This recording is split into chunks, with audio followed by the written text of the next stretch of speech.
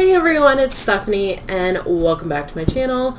So today I'm here with a book review for The Sun and the Void by Gabriela Romero Lacruz. This is an epic fantasy that is coming out on July 25th and I am so excited to talk about it with you guys. So full disclosure, I did receive an ARC of this from the publisher Orbit, so thank you so much to them. And they gave it to me in exchange for an honest review, so all of these opinions are my own. So let's just jump in. This book is inspired by the history and folklore of South America, and it explores colonialism, ancient magic, and we follow two women who are on a quest for belonging, and their paths intertwine at some point. So first we follow Reina, and she is living on the edges of society, and her race is just really looked down upon in this world, and the only hope she has is an invitation from a grandmother who she's never known. And while she's journeying to meet this grandmother, she's attacked by these terrifying creatures that stalk this region. And she's about to die when her grandmother saves her life. And now she is dependent on this grandmother, who is a dark sorceress and Reina needs to stay in her good favor. Even needs to do the bidding of an ancient god who whispers to her at night. We also follow Ava, and she is illegitimate and of mixed heritage, and basically is her family's shame, and they do not hesitate to let her know this. And she tries her best to be perfect, but she is hiding a secret that magic calls to her, which is really looked down upon in her society. Because magic is viewed as a sign of the dark god, and using it is punishable by death. So she is also on this journey. Something happens, and she basically has to explore using magic. Is it worth it? And what does it mean to her? So overall, I did enjoy this debut novel. It does read, you can tell it's a debut novel, but I really think the author shines when it comes to weaving in the South American folklore and myths and the language and the history throughout the plot lines in the story.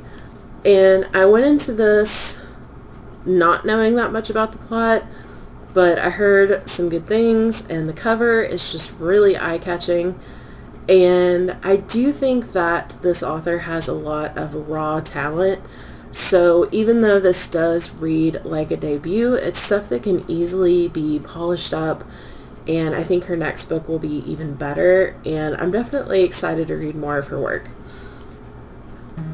So one thing I did struggle with was connecting with the characters. So our two protagonists are Ana and Reina, and I feel like I got to know Ava a little bit more. I feel like we got a little bit more time or more development to learn about her motivations and her goals and her background and what led to where she's at in this book. Whereas with Reina, even though we did get to know her a little bit, I feel like she was held back and we got to know her from a distance. And maybe that's just me personally, but I feel like I know Ava better. And while I understood their goals in the book, sometimes it wasn't always clear with their choices or their interactions with the other characters. They did have some character growth, which was good to see. I just wish there was a little bit more. And the supporting characters were really good, but they weren't great. So one example is the grandmother, who's this dark sorceress, and she had the potential to be a really great villain, but at some point she seemed kind of caricatured or over the top. So I just think that these side characters just lack a little bit of subtlety and nuance, but this is definitely something that can be improved in book 2, and I think it will be. Another thing I struggled with is I don't feel like I have a clear sense of time and place with this book. We did get a map, which was great. It's fabulous, but I struggled to envision traveling from place to place and where one place is in relation to another. And the other thing is I don't really know what time period this is set in. So for example, in other books you can tell like, oh, this is based on Regency England, or this is based on the Song Dynasty, and with this one it's really hard to tell kind of what their society is based on, and maybe that's just me because I don't really know the history of South America and Venezuela, so that's probably on me, but it was just kind of hard to figure that out as a reader. And also, even though I really did like the writing and I liked her prose, sometimes there were words scattered throughout that were kind of jarring. So one thing that one of my friends pointed out is the word troubleshoot, which when I think of that word, I think computers and cell phones and modern technology, but this world doesn't have technology like that. So it kind of takes you out of the story just a little bit. And it's not a lot, but there are words sprinkled here and there that just kind of take you aback. The last thing that I struggled with was the pacing. So it started off really strong, and I felt like it took a long time to move the plot forward.